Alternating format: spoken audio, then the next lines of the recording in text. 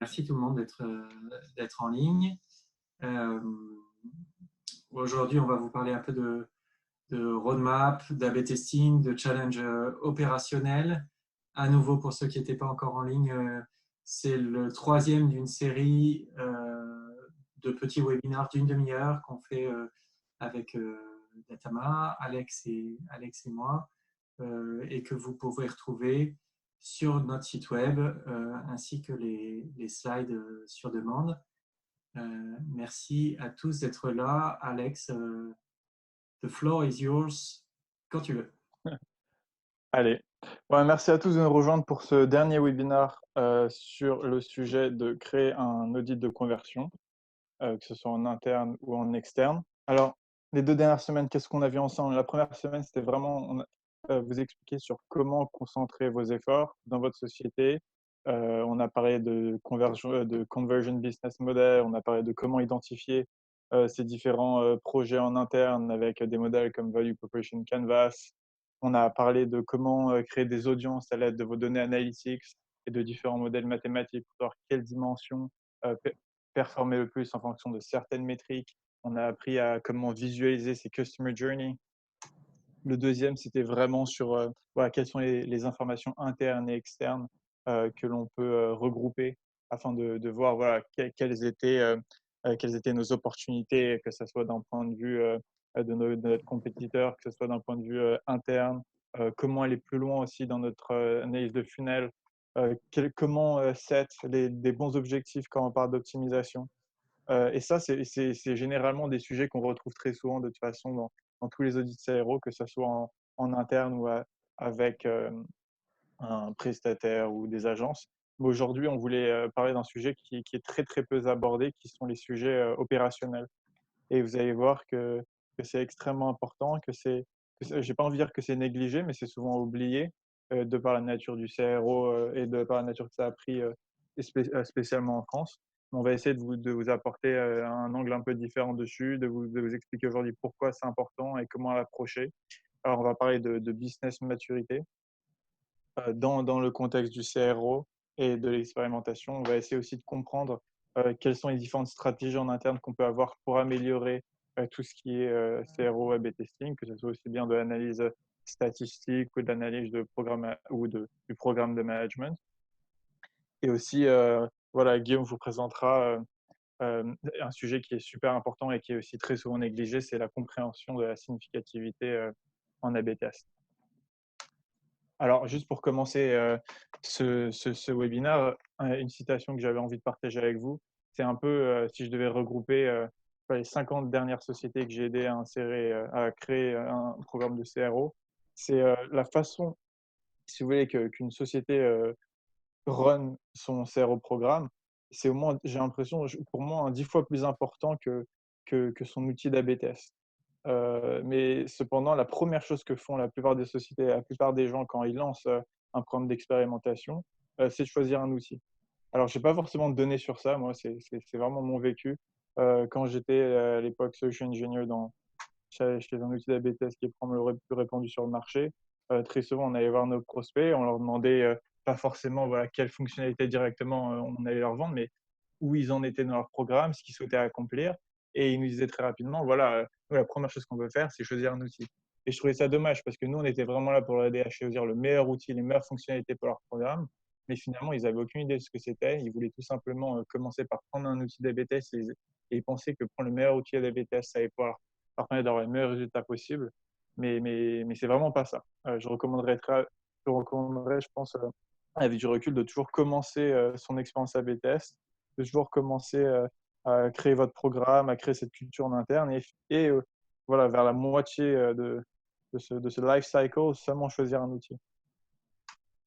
Et alors, c'est vraiment sur ça qu'on va essayer de développer aujourd'hui, c'est comment développer une bonne culture d'expérimentation, c'est un peu le mot que tout le monde utilise de nos jours, et comment voilà, potentiellement créer une roadmap et choisir les différents outils qui vont permettre d'être le meilleur possible dans l'opérationnel. C'est pour moi ça, Alex. De me Allez, présenter. Yes, merci. Du coup, pour ceux je vois qu'il y a pas mal de gens qui était là au dernier webinar. Donc, très rapidement, Guillaume de Benazé, moi, j'ai créé Datama il y a quelques années. On est procureur de services et de solutions autour de ces problématiques de CRO, d'optimisation de la conversion. Voilà, avec des algos intelligents qui se pluguent entre vos données que vous collectez déjà et la visualisation de ces données que vous visualisez déjà. C'est la brique intelligente entre les deux. Et j'ai une carrière d'un peu plus de 10 ans en analytics, en analyste d'abord chez Bain et ensuite en data science chez Expedia sur les problématiques de ranking. Voilà. Cool, et moi-même Alex. Dans le passé, j'ai beaucoup travaillé en agence et en interne pour des sociétés, alors pas forcément pour créer des A/B tests, mais vraiment pour les aider à développer leur programme de CRO, que ce soit en vélocité, soit en qualité d'outils, etc. J'ai eu la chance de faire partie d'Optimizely en Angleterre. J'ai aussi construit une agence Creative CX là-bas. Alors, c'était plus une agence qui était portée sur les sujets de transformation digitale, d'expérimentation, donc beaucoup plus aider à choisir les outils, changer les cultures, former les gens. Et maintenant, j'ai rejoint Datama et je fais aussi toujours du freelance en expérimentation. Et en ce moment, j'aide Accor. Et vous allez voir que Alors, le sujet de ouais. changement de culture, c'est le dada d'Alex. On a un challenge entre nous qui est de tenir le meilleur qu'on vous a promis, parce que dans les répétitions qu'on a fait ensemble, il avait tendance à déborder un peu, parce que c'est vrai que le sujet est hyper important.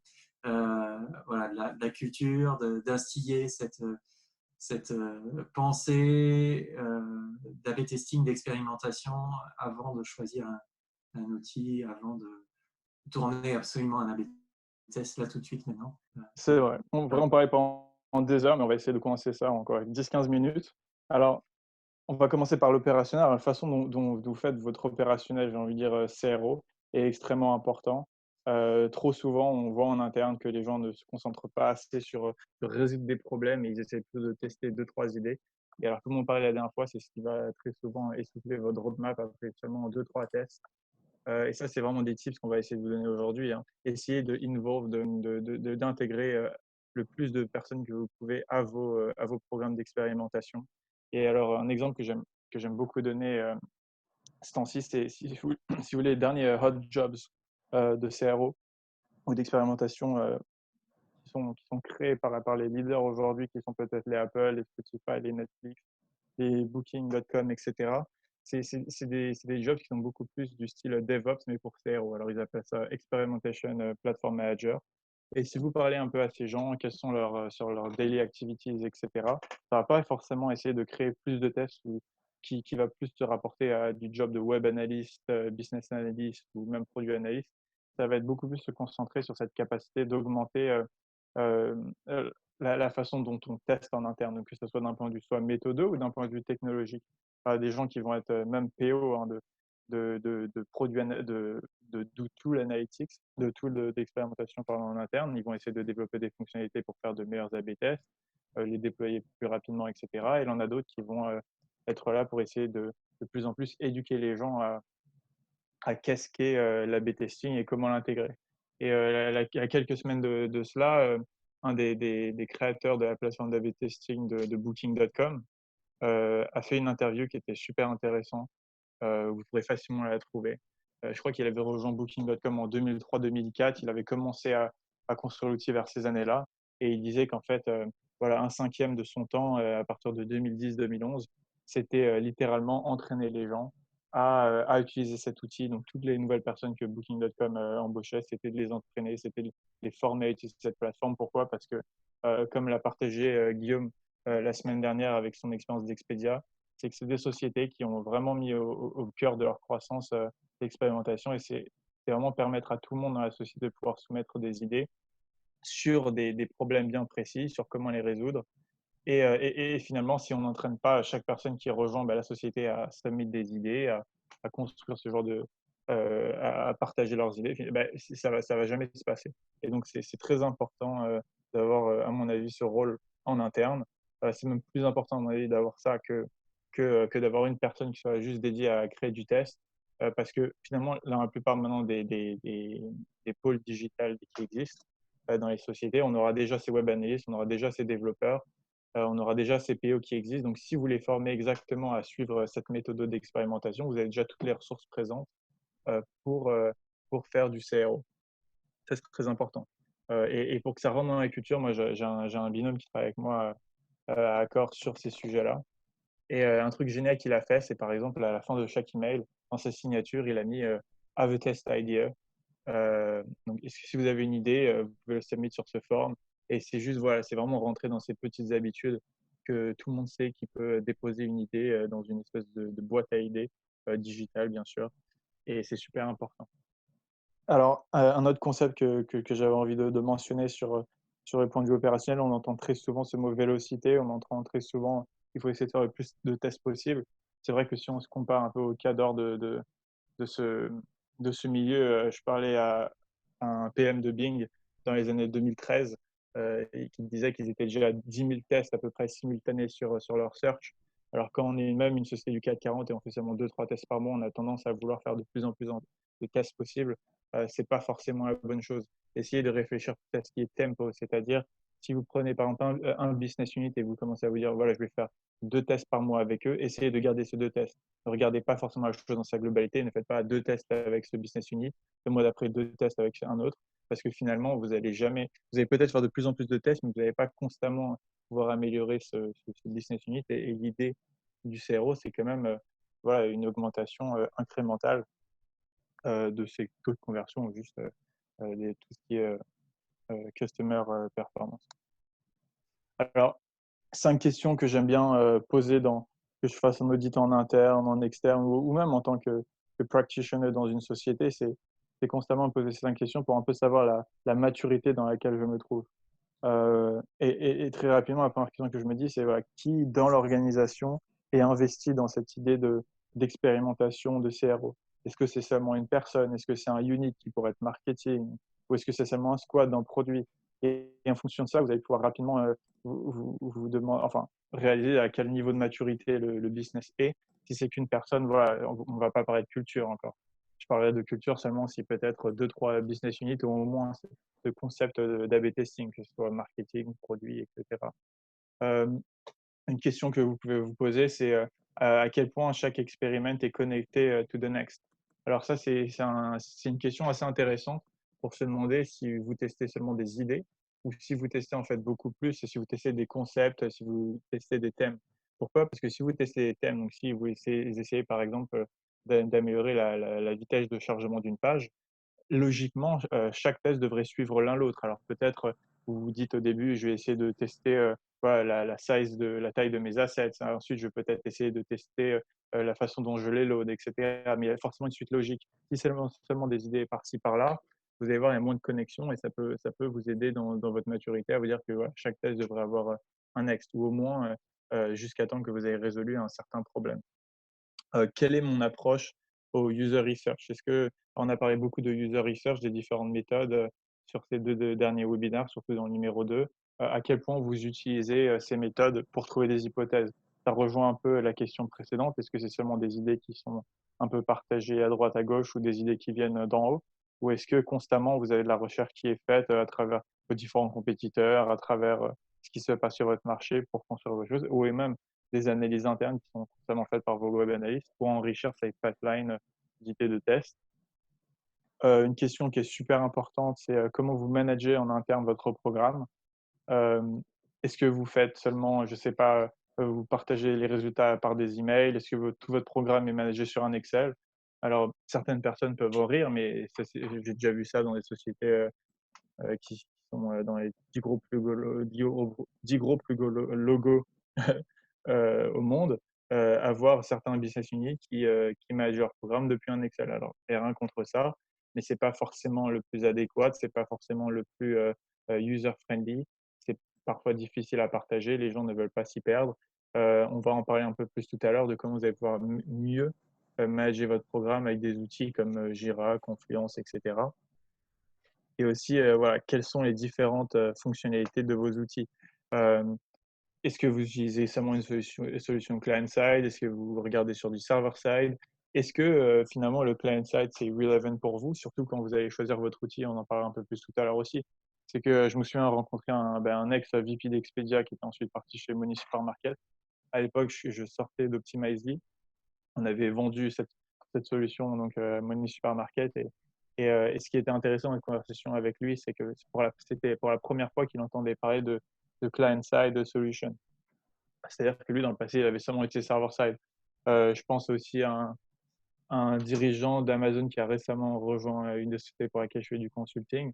Lui non plus n'avait jamais entendu parler de client-side. Donc, ne pensez pas que ces solutions que vous proposent les outils d'A/B test sont les meilleures pour vous. Essayez de réfléchir. Est-ce que vous voulez améliorer vos produits? Est-ce que vous essayez d'améliorer le taux de conversion de votre marketing? C'est super important.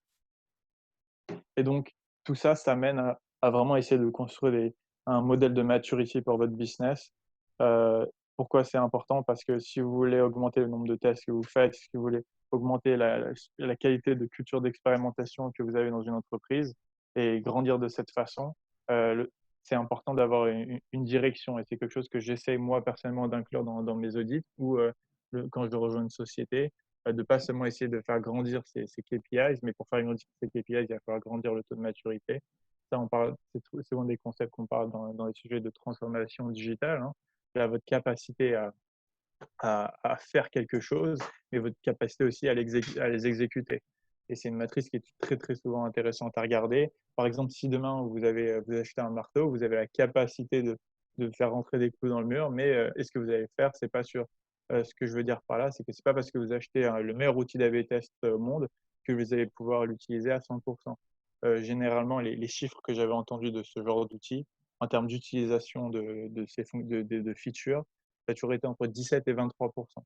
Donc, c'est pour ça que quand je rentrais dans des projets de transformation digitale sur le sujet d'expérimentation, très souvent, un des premiers exercices que j'essayais de faire, c'est de comprendre à quel point un outil était utilisé, à quel point cet outil pouvait rentrer dans la vision de cette société et comment on pouvait petit à petit passer de 17 à 25, de 25 à 30, de 30 à 70, etc. Et donc, pour construire vous-même ce modèle de maturité, essayez de toujours, bien sûr, avoir des étapes qu'on dit logiques. Hein. Ne passez pas ça va être logique, ça va être peut-être du plus facile au plus dur, mais essayez d'avoir des étapes qui sont inspiring pour ce business. Essayez d'avoir des étapes qui va vraiment unlock des bénéfices, que ce soit pour des équipes, que ce soit pour des départements, que ce soit même pour un même individu, mais qui va pouvoir vraiment progresser euh, alongside la vision de la société. Ça peut être, par exemple, si vous voulez faire un jour du server-side personnalisation, pensez d'abord peut-être à implémenter un outil de rollout et après cet outil de rollout, commencez à faire quelques A/B tests. Ensuite, incluez seulement des A/B tests avec du machine learning. Et ensuite, partez vers de la personnalisation automatisée. Pour rester sur ce sujet de maturity model, trois facteurs que moi j'essaie toujours de regarder, c'est people, platform et technology. People, c'est tout simplement voilà, comment on va pouvoir petit à petit améliorer nos process pour peut-être aller plus vite, pour faire plus de choses, pour enable plus de gens, pour que ce soit plus simple. J'essaie au moins d'avoir un critère toujours, c'est la plateforme. La plateforme, en fait, c'est notre propre produit digital. Petit à petit, comment on peut améliorer? Si par exemple, on est sur des anciennes technos qui sont peut-être lentes, qui prennent plus de temps à développer, etc., comment petit à petit on peut l'emmener vers des technos peut-être plus modernes, simplifier notre code, etc. Et toujours penser bien sûr à la technologie, c'est tout ce qui est, par exemple, outils d'A/B test, analytics, voilà, comment tout ça peut contribuer à notre niveau de maturité en expérimentation. Et voilà, bien sûr, chaque étape, toujours à la relier à la vision de la société qui est toujours définie soit par les C-level, les VP, etc. Juste un point sur les roadmaps, parce que c'est un hot topic que j'ai très souvent vu dans les audits. Et ben, moi, ce que j'ai envie de dire, c'est que la plupart des roadmaps will fail you, vont vous rater, tout simplement parce que c'est c'est peut-être pas la chose qui est adaptée pour le CRO, ça peut être adapté dans d'autres circonstances. C'est un truc qui vient énormément du project management, mais cependant, c'est que ce qu'on va voir, surtout quand on commence des programmes d'A/B testing, c'est que le temps que ça va nous prendre, surtout avec des outils de client-side, à développer un test avec plusieurs variations, du fait de plusieurs facteurs politiques, du fait que ça va prendre du temps à faire des sessions de brainstorming, on va devoir s'habituer en interne, un rollout parfois va être plus rapide que certains A/B tests. Et je dis bien que certains. Et donc, ça fait que vous allez prendre du retard sur votre roadmap, les rollouts vont continuer à être déployés et finalement, vous allez avoir une roadmap qui est out of date parce que ça ne sera plus à rien de faire un A/B test front-end si le rollout back-end a déjà été fait. Alors, vous pouvez toujours le faire, mais pour moi, c'est une perte de temps. Euh, Après certains tests, on ne peut plus move forward. Alors, il va se passer plusieurs choses, soit parce que vous avez bien testé dans le sens où vous êtes en train de tester des problèmes et vous voulez trouver une solution. Et finalement, après un ou deux tests, vous avez été incapable de trouver pour l'instant une solution. Donc, ça va vous prendre plus de temps et on va revenir au problème numéro un. Une statistique que j'aime bien sortir, elle avait une analyse qui avait été faite par Optimizely de tous ses clients, de tous les tests qui avaient été faits. Et seulement un test sur 7 ou un test sur 8, je ne sais plus, était positif pour le business, donc était gagnant. Donc, si on reste dans cette logique, les 7 premiers tests que vous avez peut-être lancés vont être négatifs, ne vont pas trouver une solution à votre problème. Et donc, finalement, ben, vous allez devoir rester sur cette problématique. Et encore une fois, la roadmap va être décalée. Et trop souvent, quand on fait une roadmap, les thèmes ne sont pas priorisés. C'est souvent des idées. Et on va trop souvent penser qu'on va tester une idée pour que cette idée gagne. Et ça vraiment, ça pénalise la culture de l'expérimentation parce que l'expérimentation, c'est plus fait, ou le CRO, c'est plus fait pour apprendre que pour seulement augmenter des KPI. Alors, bien sûr, la priorisation, c'est un truc qui est super important, pas forcément pour le CRO, mais pour le produit, toujours dans cette optique de roadmap. Et donc, nous, ce qu'on voulait faire aujourd'hui, c'était rapidement vous partager quelques quelques techniques de priorisation et après, vous laisser faire la vôtre. Alors, il y a toujours cette priorisation très simple ça, c'est un screenshot d'Optimizely dans Programme Management, mais vous pouvez le faire vous-même. C'est ce ICE scoring, donc Impact, Cost, Effort. Optimizely mentionne Potential. Potential, c'est un truc que je recommande pas forcément en interne. J'ai énormément du mal avec ça parce que c'était quelque chose qui était extrêmement biaisé. Je deviens de plus en plus confortable avec ce sujet. Alors pourquoi c'était biaisé? Je vais vous donner un exemple. À chaque fois que quelqu'un mettait une idée sur ce système, je voyais que si c'était sa propre idée, le potentiel d'augmenter le taux de conversion était énorme. Par contre, quand c'était l'idée des autres, c'est toujours un peu en dessous. Et finalement, elle avait toujours cet effet extrêmement biaisé. Alors récemment, on est capable, avec du scoring, de plus en plus déterminer le potentiel d'un A/B test en fonction par exemple, de son positionnement sur le produit, Alors, Guillaume avait parlé de ce concept de scoring. Je crois que c'était dans le webinaire 1, si je me souviens bien, Guillaume, sur tout ce qui était scoring de funnel. Ouais, on avait fait un point effectivement sur la partie quelle est l'opportunité à aller chercher sur tel type de page ou tel type de page d'un point de vue purement data, en essayant d'allouer de la valeur en fait à chacune des étapes d'un parcours d'un utilisateur. Il a vu la home, puis il a vu la search, puis il a acheté pour 100 euros. Bon, ben, ma home et ma search valent chacune 50 euros. Et donc à la fin, j'ai une idée de combien vaut chaque page et aussi combien contre vaut chaque page. C'est-à-dire si les gens sortent à la search alors que potentiellement ils valaient déjà sur ce modèle théorique de valeur de chaque page, alors qu'il valait déjà 1 euro, et bien du coup ma search est responsable de moins 1 euro dans mon escarcelle et du coup on arrive à avoir comme ça une matrice de priorisation d'un point de vue purement data, ça n'apporte qu'une des colonnes que vous avez là, parce qu'après, la question se pose que est-ce que c'est compliqué, est-ce qu'on a du love, est-ce qu'on y croit, et surtout est-ce qu'on a une idée, mais ça donne une idée de où C'est ça, prioriser. et c'est marrant que tu parles du love, c'est un truc que j'ai appris au fur et à mesure du temps à aimer. Alors pour plusieurs raisons, c'est parce que faut se rendre compte que dans une société, il y a toujours ce facteur politique, et au lieu d'utiliser le mot politique, qui serait peut-être un peu compliqué, comme on voit dans le prochain, là, il a une catégorie un peu technico-political, c'est pas forcément le mot qu'on a envie d'utiliser, alors que love, c'est un peu l'amour que porte ce sujet, ça peut être un sujet qui vient de tout en haut, qui peut juste, et qu'on pense qu'il va être résolu, et c'est important de pouvoir inclure ce facteur dans notre priorisation. Mais c'est un truc que j'ai appris à aimer tout simplement parce que voilà, ça prend en considération l'impact que ça peut avoir dans notre culture. Ça peut être un business unit qu'on essaye de gagner, qu'on essaye de faire utiliser de plus en plus la A/B testing. Si c'est à nous de le déployer, voilà, se dire que d'un point de vue interne, on peut gagner un business unit sur le CRO.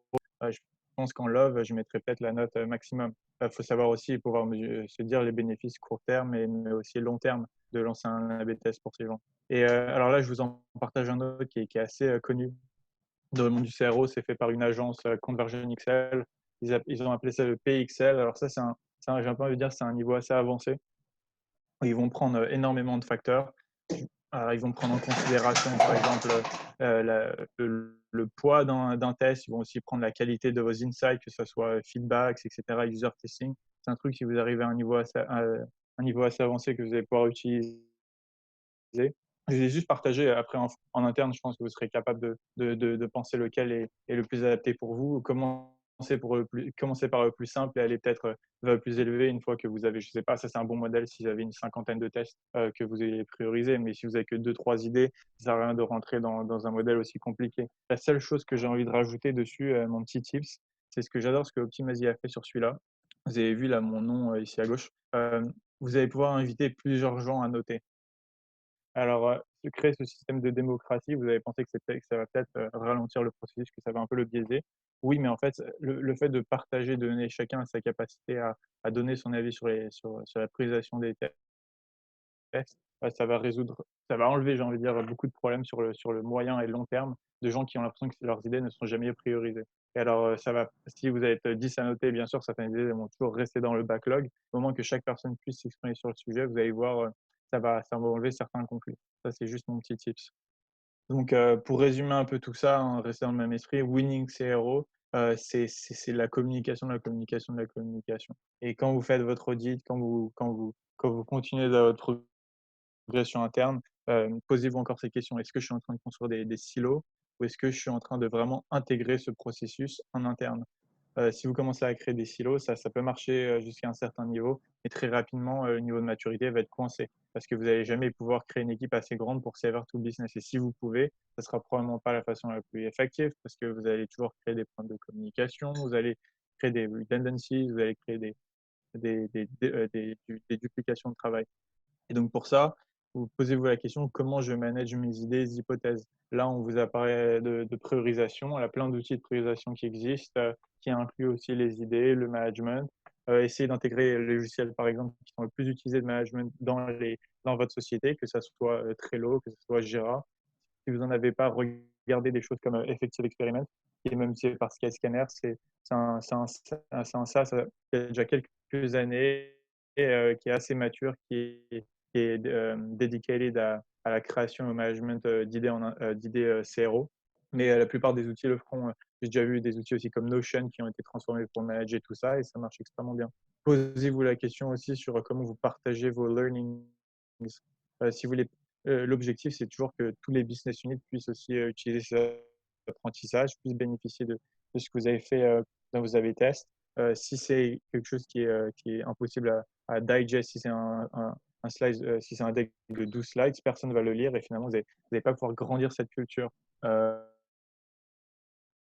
et c'est voilà, quand on essaie d'augmenter la visibilité de l'A/B testing dans une très grosse société, c'était pas mal. Toutes les semaines, ils envoyaient un weekly update, hein, un peu un weekly email.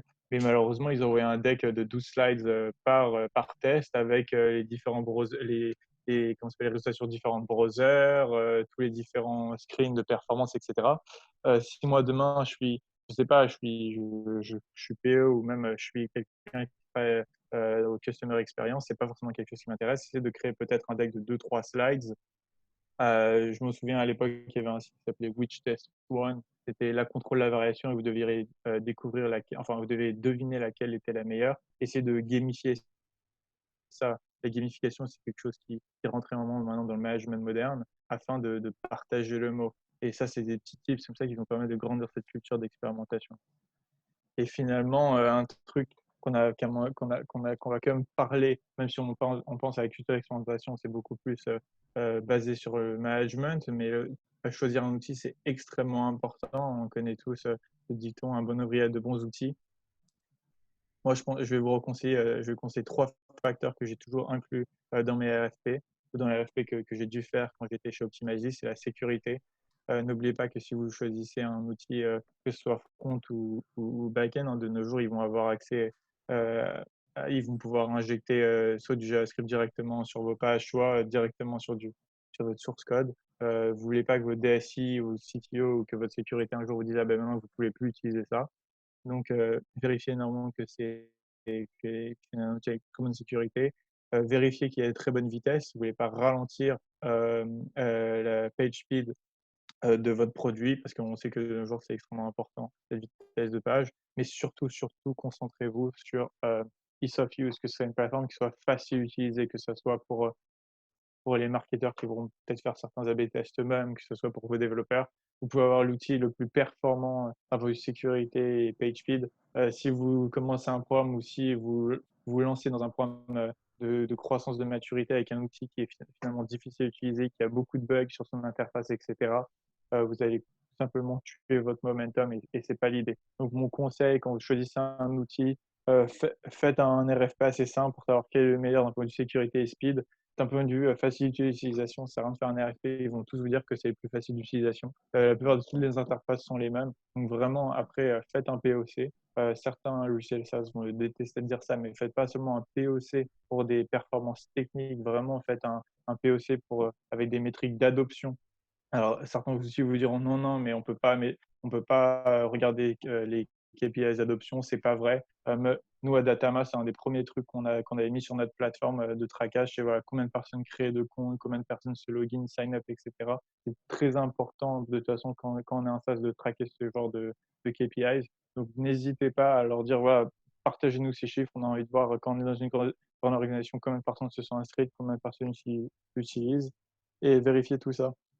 Et finalement, le dernier tip dessus, c'est choisissez un outil qui peut aller 10x avec vous. Qu'est-ce que je veux dire par là? C'est que si vous êtes dans une mentalité de transformation digitale, de faire grandir cette maturité dans le business et qu'un jour, que maintenant vous commencez, vous êtes peut-être 5 de votre équipe de CRO, mais que demain, la moitié de la société puisse se login à votre plateforme, voilà, prenez un outil qui peut scale avec vos ambitions.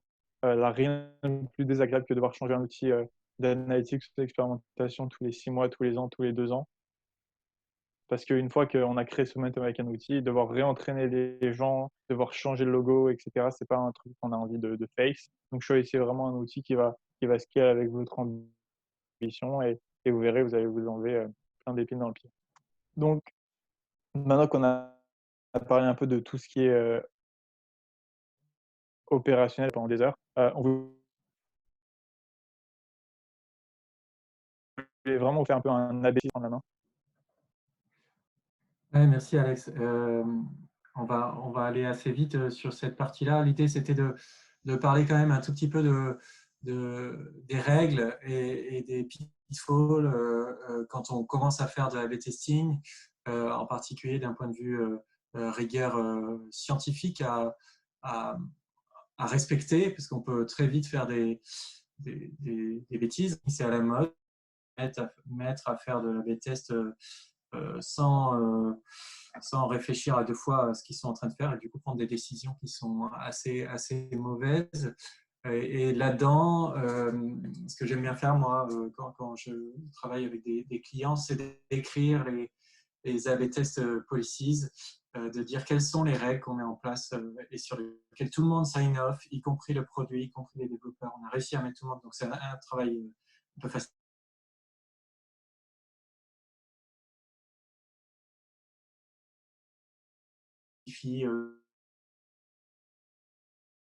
Sans avoir dit qu'est-ce que cherche à faire cet A/B test, pourquoi est-ce qu'on le fait. On dit qu'on va faire un A/B test qui remonte le bouton en haut de la page, mais c'est basé sur une hypothèse qui est que l'utilisateur ne voit pas le bouton qui est tout en bas de la page et donc ne scrolle pas et donc ne clique pas dessus. Et donc notre hypothèse, c'est qu'en remontant en haut, on va augmenter le taux de conversion. Et c'est important de le dire comme ça parce que ça permet de formuler aussi quelle est la success métrique, en l'occurrence augmenter le taux de conversion. Qu'est-ce que c'est le taux de conversion? Est-ce que c'est le taux de transaction par session? Est-ce que c'est le taux de passage à l'étape d'après? Est-ce que c'est le revenu par session? Quelle est votre primary métrique? Et c'est hyper important de la définir parce qu'ensuite la décision de rollout ou pas de l'A/B test va être basée uniquement sur cette primary métrique et pas sur d'autres. Et il est hyper important de sign off avant sur à quel own va-t-on juger cet A/B test. C'est sur cette métrique qu'on est tous d'accord et pas sur la métrique qui nous arrange a posteriori. Ça n'empêche pas d'avoir des secondary métriques dans le cas où éventuellement la primary métrique serait flat, non significative. Et du coup, de pouvoir dire, bon, bah, on n'a pas optimisé le taux de conversion, mais en même temps, les gens passaient plus de temps sur la page et c'était notre secondary métrique. Mais pareil, il faut l'avoir défini avant. Et ça n'empêche pas non plus, effectivement, ensuite, dans la partie learn, et on le verra tout à l'heure, de deep dive et d'aller chercher, là, pour le coup, toutes les métriques qu'on veut pour essayer de comprendre ce qui s'est passé, pour comprendre pourquoi ça va à la hausse ou à la baisse. Mais la décision de mise en prod dépend d'une métrique, d'une et une seule métrique, ou à la limite de deux, dans le cas où la première serait flat. Clarifier le scope, la target, est-ce qu'on cible, on fait uniquement en France, on fait uniquement sur les gens qui sont returning visiteurs, ah d'accord, donc ça représente X% de mon trafic qui attend de conversion, quelle est la cible d'uplift, on pense faire plus 3% en conversion. De tout ça va dépendre le point 4 qui est là, c'est-à-dire la durée du test. Vous avez pas mal d'outils online pour faire ces sizing. Vous avez ça aussi intégré dans un outil d'AB test, et y compris dans Natama. Mais c'est très important de dire, bon, d'accord, vu ces hypothèses, attention, le test va devoir durer 2 semaines ou va devoir durer 6 mois. Et là, il faut peut-être réfléchir un petit peu, est-ce qu'on a vraiment envie de faire cet AB test. Et ensuite, dans ces AB test policies qui vont être décrites une fois, qui disent qu'est-ce qu'on fait avant de lancer un AB test, définir quels sont les rôles et les responsabilités. C'est de la responsabilité du produit de définir quel test on va tourner, de décider de la roadmap, de la priorité, etc.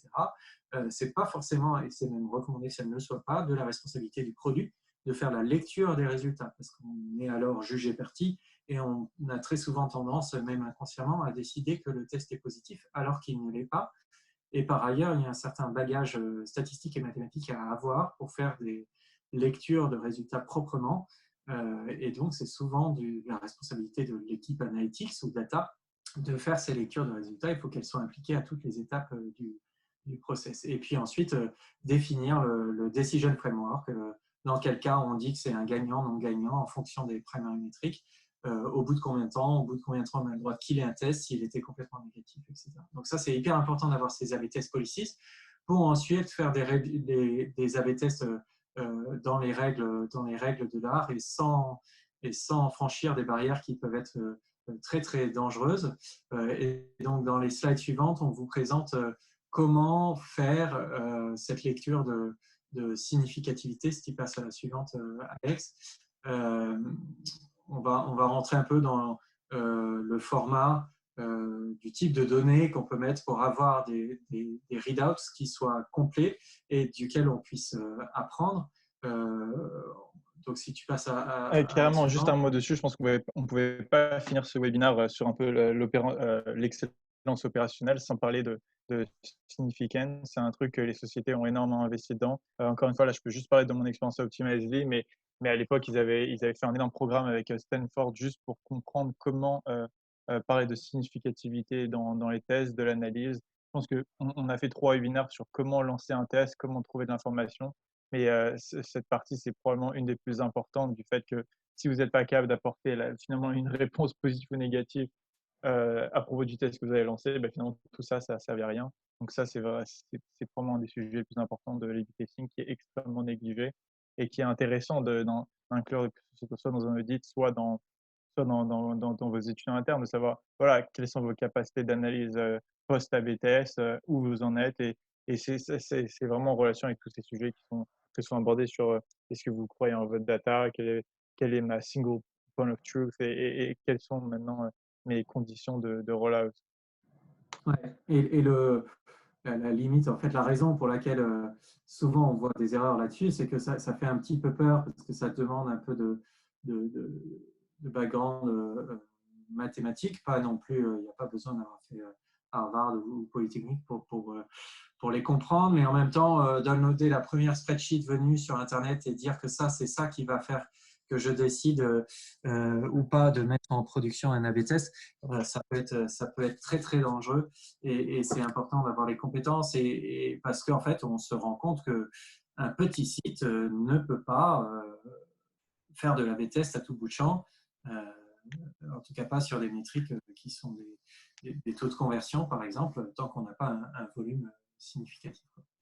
Ça, c'est un exemple de données que vous pourriez extraire de Google Analytics, de n'importe quel outil d'A/B testing ou de collection de données Web Analytics, où vous avez comme ça votre test variante A, B, et puis une série de dimensions qui ensuite vont vous permettre de faire la partie learn, savoir d'où vient le drive à la hausse ou à la baisse, et puis un certain nombre de métriques, dont évidemment la primary métrique, celle que vous cherchez à optimiser, par exemple le taux de conversion, par exemple le panier moyen, pour pouvoir faire votre lecture et extraire ce type de dataset et savoir automatiser l'extraction de ce type de dataset de vos données web va vous permettre ensuite de construire un outil de lecture de résultats d'A/B test qui soit complètement automatisé, systématique. Nous, on a construit un outil comme ça, c'est la slide suivante chez Datama, qui s'appelle Datama Impact, qui vous permet comme ça, à partir de ce type de dataset, de lire la significativité de la variation, en pouvant jongler éventuellement entre les typologies de tests à appliquer. Vous savez peut-être qu'on discute entre les tests fréquentistes, les tests bayésiens, qui sont différentes méthodologies statistiques pour modéliser en fait la probabilité d'avoir A mieux que B. C'est assez important de savoir faire ça proprement. Et éventuellement, c'est ce que vous avez en haut à droite là, dans ce graphe, de pouvoir sizer l'impact de la variation que vous êtes en train d'observer. J'ai un taux de conversion qui baisse de 3% fine. Quel est l'impact global sur ma métrique, par exemple mes revenus? Ça revient à la notion de template propre et commun dont parlait tout à l'heure Alexandre, pour communiquer ensuite les résultats d'A/B test. Vous avez toujours le même format pour communiquer qui dit voilà le scope, voilà le screenshot, voilà les résultats, voilà la significativité. Et en l'occurrence, quand le résultat n'est pas significatif, de savoir dire combien de temps il faudrait encore que le test tourne pour que ça devienne significatif un jour. Et pour du coup avoir des discussions avec le produit du style, bon, c'est pas significatif au bout de 2 semaines. Si les résultats restent ce qu'ils sont, on aura de la significativité seulement dans 6 mois. Qu'est-ce qu'on fait? C'est le type de modèles qui sont intéressants.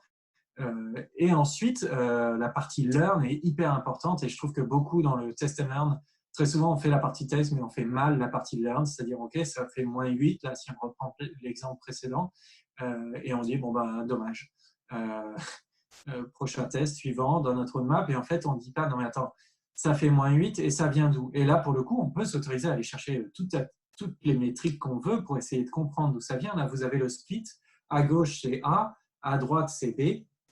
On est en revenu. Vous avez vu tout à l'heure quand on faisait la lecture de résultats de significativité sur un panier moyen. C'est assez important de se dire, OK, ma conversion augmente, mais est-ce que mon panier moyen augmente ou diminue? Est-ce qu'on est capable de lire la significativité sur ce panier moyen, ce qui n'est pas forcément le cas dans tous les outils d'A/B testing. Et pour prendre en fait la vraie bonne décision, et ensuite de comprendre, en l'occurrence, là, vous voyez, sur l'étape 2, en fait, toute la baisse vient de l'étape 2 et spécifiquement sur le mobile sur Chrome. Donc, c'est à la croisée du mobile sur Chrome qu'il s'est passé quelque chose, un problème technique ou un problème d'implémentation, on ne sait pas, mais, ou un vrai problème utilisateur. Mais en tout cas, c'est intéressant de ne pas oublier cette partie learn et en même temps de rester très synthétique sans avoir 15 slides par A/B test pour savoir expliquer une variation globale. Voilà, ça, Ouais, moi, Guillaume, j'adore ce test, enfin, j'adore ce graphe, le waterfall. À chaque fois, j'essaie de l'inclure dans mes analyses de test. Très souvent, je rajoute une dimension qui est un peu action UX. Ça va être très souvent des micro-PIs ou des actions du style qu'on peut collecter sur du content square, sur du décibel. Ça peut être du scroll, ça peut être du clic, etc., que j'ai au préalable décidé avec des UX ou des PO afin de comprendre les changements de comportement sur ma page. Je rajoute cette dimension dans mon waterfall comme par exemple sur Datama et finalement ça va vraiment m'indiquer quelles sont les différences de comportement et est-ce qu'il y en a vraiment eu et c'est toujours un truc que j'adore, c'est toujours un exercice que j'adore faire et ça me sauve énormément de temps que je puisse condenser tout ça sur un graphe. Tout à l'heure, on parlait de rendre les choses assez digest et ça, c'est vraiment un bon exercice au lieu de faire 50 slides et je l'entends toujours, hein, du style, on a fait un rapport de 200 slides ou de 150 slides pour essayer de comprendre les différences de comportement. Voilà comment vous pouvez le réduire sur une seule slide. Vous avez votre waterfall, les différentes étapes et vous montrez finalement quelles sont les plus grosses différences à l'aide des maths d'un point de vue dimension métrique. Yes. Tu veux faire le récap, Alex? On a un petit peu débordé. Allez, On vous avait dit qu'il était passionné sur ce sujet-là. non, alors on va faire un récap rapide. Je pense que c'est ce qui est super important de retenir d'aujourd'hui, c'est que même si on a fait 2 webinars sur comment analyser les données, sur voilà, comment bénéficier un maximum de tous les méthodos CRO. Ce qui est extrêmement important, c'est que le people, cette phase dans la transformation digitale qui est l'humain, est extrêmement important, voire plus important que les outils. Je pense que faut pas essayer de se dire forcément qu'il est plus important, mais il faut des bons humains avec des bons outils. Il y a beaucoup, beaucoup de challenges dans l'expérimentation. Essayez de vous souvenir que quand vous allez voir créer ce maturity model, toujours regarder les 3 grands facteurs, hein, people, platform, technologie. Essayez toujours de grandir sur ces 3 axes et il n'y a pas de raison pour laquelle votre programme ne peut pas s'améliorer. Les statistiques sont extrêmement importants. Euh, Vraiment, l'objectif du testing, comme on dit à la fin, c'est learning is as much important as testing. J'ai envie de dire testing equals learning. Et learning, ça passe par cette analyse statistique qui dit que soit c'est positif, soit c'est négatif. Donc, n'oubliez jamais de regarder les stats et d'être sûr de les comprendre, surtout quand vous allez partir vers des choses un peu plus compliquées comme de l'MVT, comme de la personnalisation, comme quand vous allez avoir différents pourcentages de rollout, etc. Ouais. Et de faire ça avec une certaine rigueur parce qu'on peut faire assez vite Exactement. des bêtises.